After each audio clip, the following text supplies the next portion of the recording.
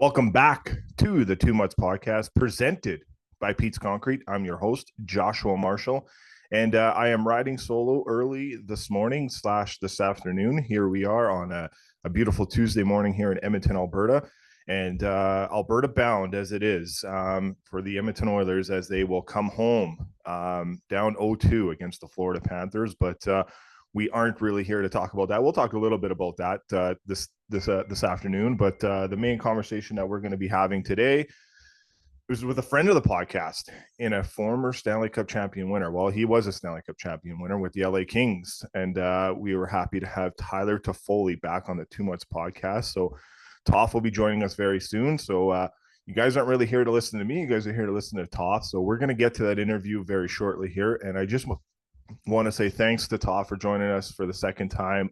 He's been a great support for us and through our program with our Mutts Foundation kids, where these kids get to meet some of these NHL players and take some pictures with them and get some autographs with them. And obviously one of the kids grew very dearly to him, and also Toff did a good job kind of taking him and in terms of giving him some extra confidence in his hockey game, and that was young Ilya. So a good relationship that those two guys have for the last couple of years, and we'll see how that goes going forward. Looking forward to probably the third time that those two get to kind of have a conversation after a game. But our whole important and our part of this podcast is shine the light on the players. Without the players, we are not here. So always giving the stick taps to the players. So Toff is one of the great ones for us, and he's been very great to our podcast over these couple of years, and very excited to hear this conversation with him, and looking forward to sharing that with you guys here. So without further ado, let's get to our interview with Tyler Toffoli right now. Mutts fans, our next guest has played 812 games in the regular season, where he scored 260 goals and has 261 assists for 521 points. He's played 93 games in the playoffs with 20 goals, 26 assists for 46 points. And 10 years ago, where the team he got drafted in the second round, he won a Stanley Cup with the LA Kings, and he is back on the Too Much podcast. We'd like to welcome Tyler Toffoli. Toff, how's it going? Awesome. Same old, just living life, eh? So, exactly. Yeah, that's good. That's good, man. I guess maybe we'll kind of go down a little bit memory lane here. Like, obviously you got a reunion coming up with that team, and we got the Stanley Cup finals going on right now. Edmonton and Florida are in it, and obviously you have some former teammates, I guess, on both sides of the equation here. But what kind of brings back memories when you won that cup, and kind of the support leaders and the support players you guys had? Because everything I hear, you guys had like 23 captains on that team. It was quite a great group you had. Yeah, no, definitely excited to see all the guys again at the reunion, and it's gonna be fun. We have the email chain of all the guys coming, and it sounds like pretty much everyone's in, so it's going to be good, and trying to work with the details of traveling out to LA and get everything kind of set up, and it's going to be a great time. Nice. That's awesome. There's one player on that team I want to talk about that maybe might not get a lot of credit, and I was seeing these highlights the other day, and you're kind of like maybe a good luck charm because you're on the ice when he scores. Is Alec Martinez, and the game-winning goals and the OT goals that he scored for you guys. Can you talk about him as a player and him as a person, and maybe he might not get a lot of credit from some of the outsiders in the game? Yeah, no, he definitely kind of, went under the radar in a sense of the guys that we had on D, and he definitely played huge minutes, and was obviously a major piece in the reason why we won. And but I mean, I think a lot of the guys would say the way that he is off the ice is almost more incredible. He's such a great human, and for him to score that goal and the goal to get us to the final in general, honestly couldn't happen to a better guy. So yeah, do you remember anything about that play and like how that kind of, I know it's 10 years ago, but is there just something how special that probably was? And just obviously you got some great clutch players on your team in that aspect. Yeah, no, I mean, I think the overtime in general was wild. Some of the things that happened. I think Voinov blocked a shot somehow. I think it was Rick Nash had a wide open net, and Slava threw a stick and it hit a shaft. And I think I hit a crossbar. They had a couple breakaways. So I think when it came down to it, and everyone, it's funny, obviously like the shot off the pad, but I think if you watch the replay, I'm trying to go high glove, and that also got deflected. Yeah. So, yeah, no, I think it was just good play, good D all around. I think Greener made a good play in the D zone, and Marty jumped in the rush, and Cliffy kicked it out, and kind of the rest is history. Nice. All right. Yeah. So earlier you were just kind of talking about, getting back on the ice and whatnot, kind of before we hit record and whatnot there. But how are, how's the off season going, and how often are you skating, and, how, excited are you for this upcoming season, as you will be, I guess, a pending UFA, and we'll see what happens with the cap going up, and looking forward to kind of maybe what happens there. But, this summer, and how interesting this off season could be for you and your family. Yeah, I think, you lose out in the playoffs, and there's obviously the little down period, and I think for whatever reason I kind of had the itch to get in the gym earlier and start skating earlier, and it kind of feels like a lot of guys are almost kind of doing it the same way. And I wouldn't say the skates are extremely hard, but it's just kind of the skill stuff and feeling the puck and just getting back used to it, going on the ice 2-3 times a week. And it's still so early in the summer or in the off season that there's still plenty of time, but kind of had the itch to get back out there and skating with a couple guys and just kind of having fun with it. Yeah, you probably got a pretty good group there. I know, going to kind of watch the ones here we have in Edmonton are, some pretty good players that have, laced them up out here too. But, kind of building those relationships in the game are pretty cool when you get out there and kind of learn some probably new skill sets, I'm assuming, with some good skills coaches. And, obviously you have a pretty good group around there. And, Curtis Lazar is kind of a guy I know a little bit from back here in Edmonton. Not too well. It's been a while. I haven't seen him, but, I know you're kind of close with him, and I guess maybe a good friendship you have there. I think because one of the cool things with you, Toff, is like you're such a good job of building relationship with so many guys, and you're almost like that guy, like maybe the Jack Campbell type, where you're invited to almost every single wedding because, like obviously Jake Evans, you're pretty close with. So you're one of those like great guys that everyone wants to be friends with too. So I think how cool is that to kind of be in that aspect of things too? Yeah, well, I mean, obviously it definitely helps, I mean, I haven't wanted to be, moved around as much as it's happened, but when you're moved around and you've been on 5-6 teams, it makes things easier. And when you're in new places, kind of in the off season, it helps to be able to just go on the ice. And I wouldn't say it's awkward, but that phase of not really knowing very many guys, whereas we're here, I'm skating. Obviously, I was with Jersey last year, and I'm in Jersey right now, but with Laser and Kevin Ball, or it's the three of us right now kind of skating, and it's been good. Like you said, new skills coach who kind of doing different things that I haven't really done on the ice before. And like I said, it's still so early in the summer. It's been fun, and just kind of messing around, getting some good sweats out there, and it's been good.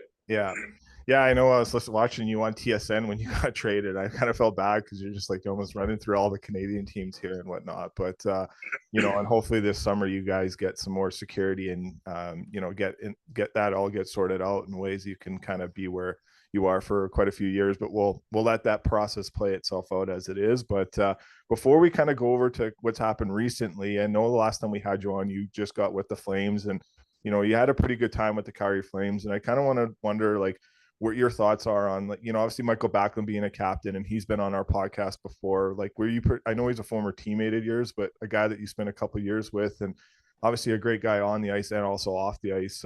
Were you pretty happy to kind of see him get that C finally in that role that he did, and probably rightfully deserved?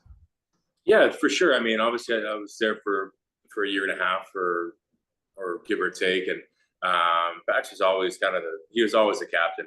I think everybody looked up to him in that sense, and it just, they hadn't named a captain since Gio left, right? So correct.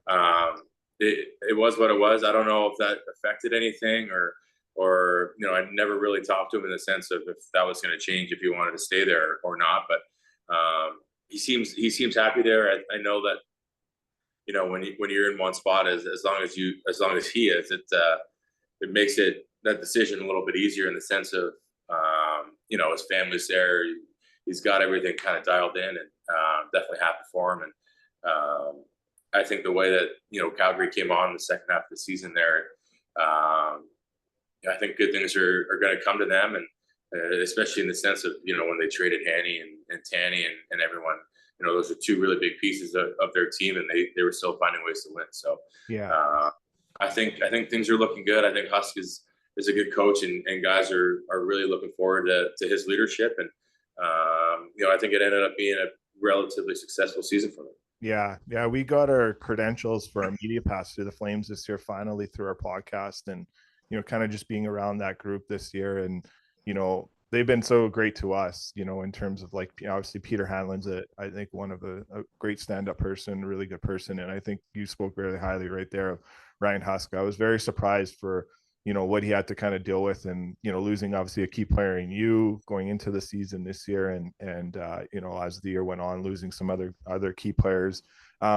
You go to Jersey. Let's talk about there. It almost seemed like it was a really good fit, Toff, for you. Like it seemed like you had some really good chemistry. From watching you this year on TV, and then being at that one game that I got to see you after. It seems like you kind of got into a good comfort zone with them. Or was that safe to say? Like how great was that group to kind of be around? Yeah, no, it was a lot of fun. It's such a young group here that coming to the rink every day, it was guys were excited to jump on the ice and try and get better. And I think that kind of made things a lot easier for me. And like you said earlier, in the sense of being able to make new friends, I made some friends here that I still talk to all the time, even though they're back home in their summer spots or whatever. We text all the time, and I think it was just unfortunate. We had a lot of injuries kind of early, like all throughout the year. It felt like every time somebody got healthy, somebody else got hurt, and big pieces too. So definitely frustrated. And at the same time, that's the way it is. That's the way a season goes. It's not always going to be pretty, and you have to find ways to win. And we had opportunities when I was still here to string some games together, and we ended up losing to some of the bottom teams that kind of came into Jersey and just played really good games, and kind of lost momentum, and then obviously me getting moved and everything, it kind of changes, right? So yeah. Can you say it's like that the future is going to be bright there too? Obviously, you're talking about Calgary being bright future there too, but there's some really good players there, some really young upcoming stars. Can you talk about kind of being around those guys and what you have learned from the veterans that you've been around to pass that on to some of those younger players too, and how great that is to be in that leadership role? Yeah, no, I mean, I think the average age in Jersey right now is like 25. Yeah, and half those guys are borderline, if not already all-stars. So obviously the future is bright, and it's an exciting time. And expectations were really high going into the season. I mean, with how good they were a couple of years ago, and nobody really expected them to do what they did. And then, winning a round in the playoffs, expectations for coming into the season when training camp started were, win. And yeah, it's not easy when a team is so young, and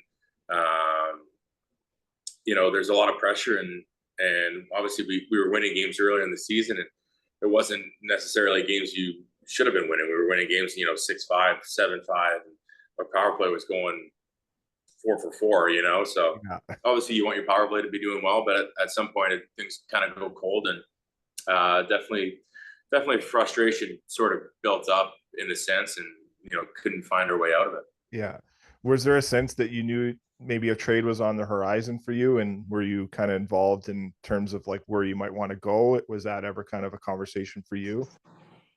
There wasn't. I mean, there's always a possibility when, at the same time, I You're think when right I in got the traded, race. we were 6 points out. We weren't like far out, so I didn't really know. I had some conversations, but it wasn't necessarily anything of, this was going to happen. It wasn't going to happen, and not having any trade protection, you never really know what's going to happen. So it's almost one of those things, you don't know a team's even interested in you, and then all of a sudden,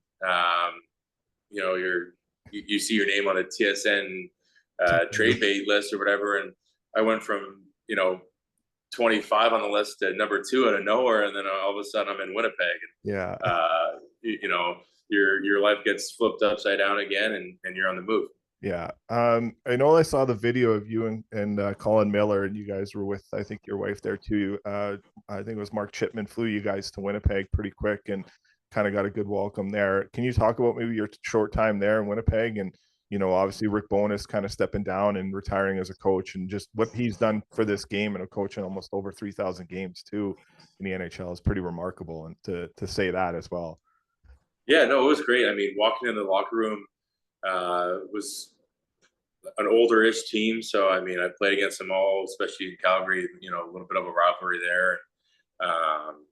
Played against them, a lot of the guys in junior too. So it was really easy to go in the locker room. They opened up with, open arms, and everybody was incredible there. It definitely sucks that, things fell short there. And we ran into a Colorado team that was playing, lights out. So, it's one of those things where you almost have to tip your cap, but we definitely, we struggled a little bit. We weren't playing the defensive kind of structure that we wanted to. And before you know it, the series is over, and everything, is what it is. Yeah.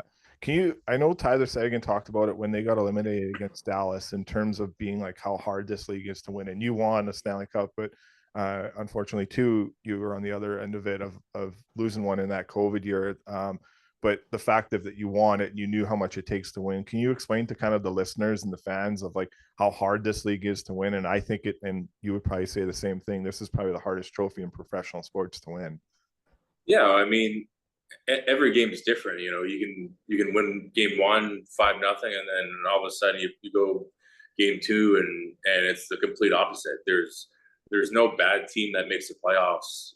Plenty of really good teams barely miss the playoffs, and they can go on runs. I mean, you look at Florida last year; they barely snuck in, and then they make it to the finals. The year when I was in Montreal, we made it to the finals. We kind of barely snuck in, and then all of a sudden we played Toronto. We beat them in 7, and we play, I think it was Winnipeg, who had just swept Edmonton, who was a favorite, and then all of a sudden we sweep them. Yeah. So it's anything can happen in the playoffs. Every day is different, and it's a matter of kind of who gets hot at the right time and who can stay healthy. You're playing every day, and you're traveling every 4 days. It's not easy. So there's tons of factors that go into it, and that's what makes it so great is when you can finally win. And I mean, unfortunately, it hasn't been easy for me. It's been 10 years or 11 years, whatever it's been, and I've been close, but at the end of the day, like, not really. So yeah, there's always that extra motivation to do it again. And if you're not going in every season trying to win or thinking you have a chance to win, then that sucks. Yeah, I'm not going to do the JT Miller what he did to your buddy Lindy. Obviously, Miller too. I don't know if you saw that press conference at the end of the year. No, so it was kind of funny at their exit conference. The Vancouver media asked, would Lindholm want to resign, and it was actually Demko and Miller were like, be specific on term and money and dollars and all that. So I'm not going to do that to you, but I know I'm going to see Paul Bissonnette tomorrow, so he's probably going to tell me I should have did it, but him, he's just going to call it how he kind of sees it. But we'll transition over to kind of some baseball, some fun stuff here, and we'll get you out a couple more questions here. But Justin Turner, obviously a dear friend of yours, gets with the Blue Jays here, obviously a hometown team that you love. Obviously you have a great tie to the LA Dodgers, and you always will. But I know they haven't been going as great throughout the whole year, but it looks like lately they're kind of doing better. They're winning some series. They're getting 2 out of 3 here, so they're winning those series that they have. But I know recently you and your family, and I was talking to Mike Fuda yesterday, and you guys got to all connect and go to a game. But how cool is it to see Justin Turner playing for a hometown team in the Toronto Blue Jays? Yeah, no, it's awesome. I mean, it's one of those things where wanted to try and get to see him when he was in Boston, but it didn't end up working out in Boston. I saw him when he played the Yankees, but being able to go to Toronto and see my parents, go for dinner with my parents, and then go to a game with my wife, it was awesome. He tossed me a ball when we were sitting in like the 20th row or whatever it was, and I don't think I felt that much pressure in many years of trying to catch it. So it was cool. It's always great to see him, to see his wife, and they're obviously expecting a child relatively soon too. So it's an exciting time for him, and I know they're having a really good time in Toronto. Yeah, that's awesome. Yeah, it's he was on Overdrive not too long ago. I think I might have sent you the clip there, but he was he was talking to Noodles and O-Dog there and Hayes about, you know, his relationship with you and how he's always cheering for you. So I think it's always cool, you know, these different athletes in different sports kind of pulling for each other. And I think the game's done. Like, where are you at with the game, Toff, in terms of like ESPN covering it, TNT? Like, I think these are good ways to kind of grow the game and get more revenue in the game too, with the game being more marketed in the US and kind of having the obviously the biz nasties. And you know, I got Pat McAfee's show right on in front of me here, and I think what he's done for the game of hockey too is pretty cool too. Where are you at with that? Yeah, I mean, obviously, it's one of those things where the game wasn't growing, you know, kind of at all for many years there, and I think they're doing the best that they can, and it's slowly getting there. I think PK's doing a really good job as well. I think Yeah. the way that he's approaching the game and the things that he's doing for it is awesome, and I think that's what they have to do. They have to, you know, put the games on ESPN and try and promote it as much as they can, because I mean, if you look at it, there's so many other sports that are rapidly growing, and it's felt like the NHL was kind of a stalemate for so long, and like I said, I think they're doing a lot better job now, and I think that's one of the reasons why you know the cap's going up is because of, you know, those reasons. So Yeah.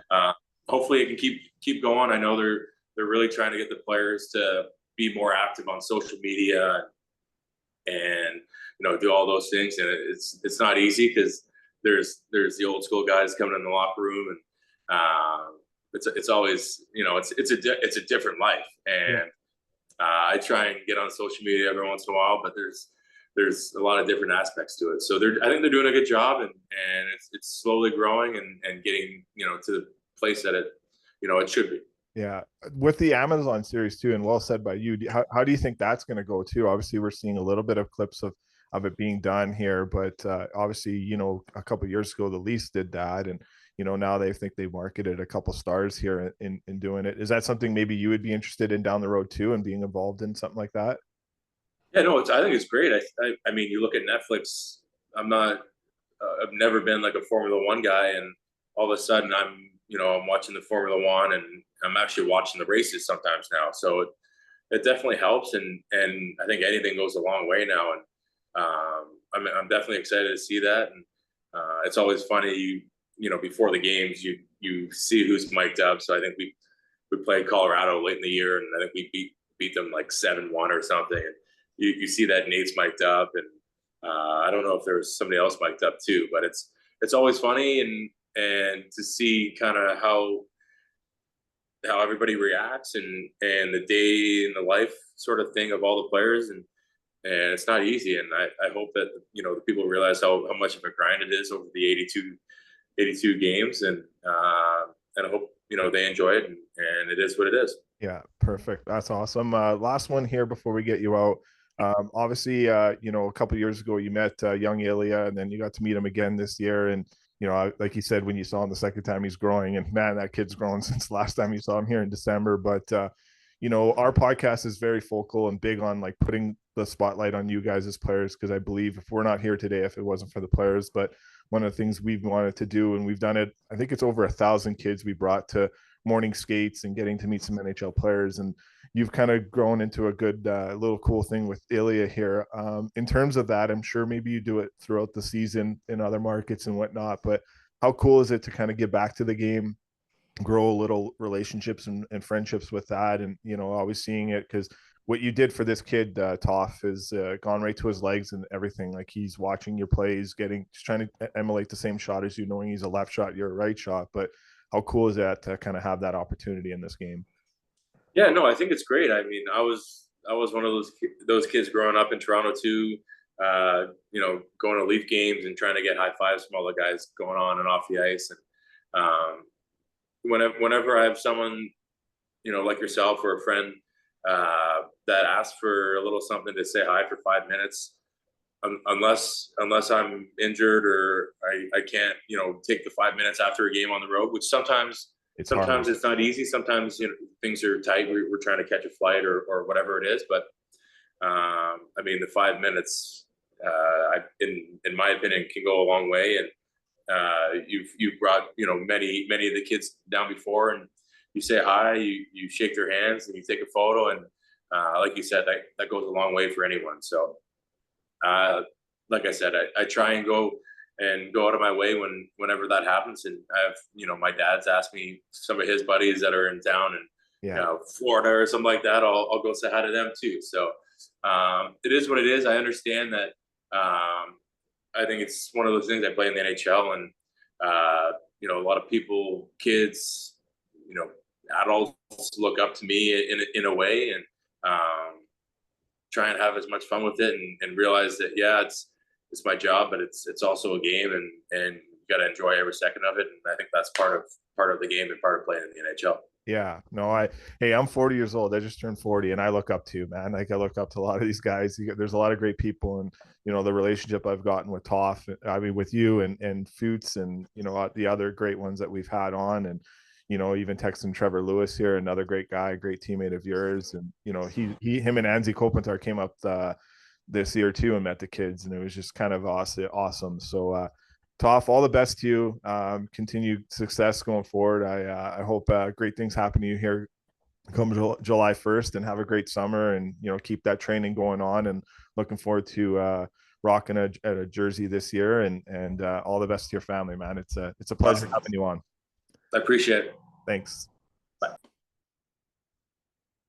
Huge thanks to Tyler Toffoli for joining us. That was a great 25 minutes that we just had with him. And, that's kind of how we kind of put it at the end, guys, is, we're not here if it wasn't for the players and the great things that the players have done for us in our game and continue to do for our game. And, it's an honor, it's a privilege that we can able to bring kids to our minor morning skates with the Edmonton Oilers, and having the other teams, like Tyler when he was with the Devils, and when he was with the Flames, coming to say hi to Ilya.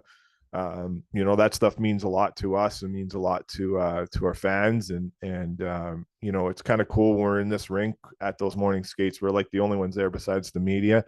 So it kind of really resonates, how special that is, that this is something that we've been doing for 3 years, and looking forward to doing it this fourth season coming up, as the new season will be starting next year. And, just great on the Oilers for allowing us to do this, and then great on the other teams allowing, and the players obviously coming up and doing it too. So it's something that we're going to continue to keep doing.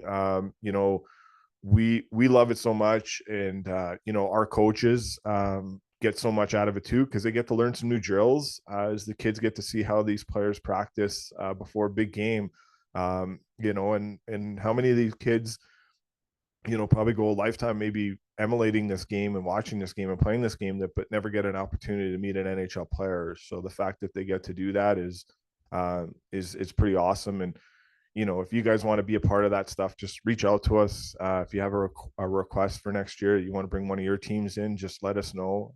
It's always kind of teams we're associated with, but we're open to like all these teams in the city to do it. So if you have a family friend that's on a different team or whatever, we'll get you guys through. There's 41 games to do that, and the Oilers are open to us doing it 41 times if we have to do it 41 times. So it's it's pretty cool, and we obviously got to do it in the playoffs here, and that's even crazy that we even got to do that, and coaches and players coming to say hi, media members coming to say hi. It's it's something that's definitely pretty awesome. And like I said earlier, when you get the opportunity to like sit there and look and see that we're the only ones in there sharing these moments with these players, it's pretty cool. It resonates a lot. So we're looking forward to the fact that we're able to do this and doing it again. And like I said, like getting Tyler to come spend 5 minutes with Ilya a couple different times, literally, like I seen it in that kid where his confidence level just skyrocketed after moments like this. And it's just like, it's so cool to like introduce them, and then like you just stand back and you just watch them talk hockey for like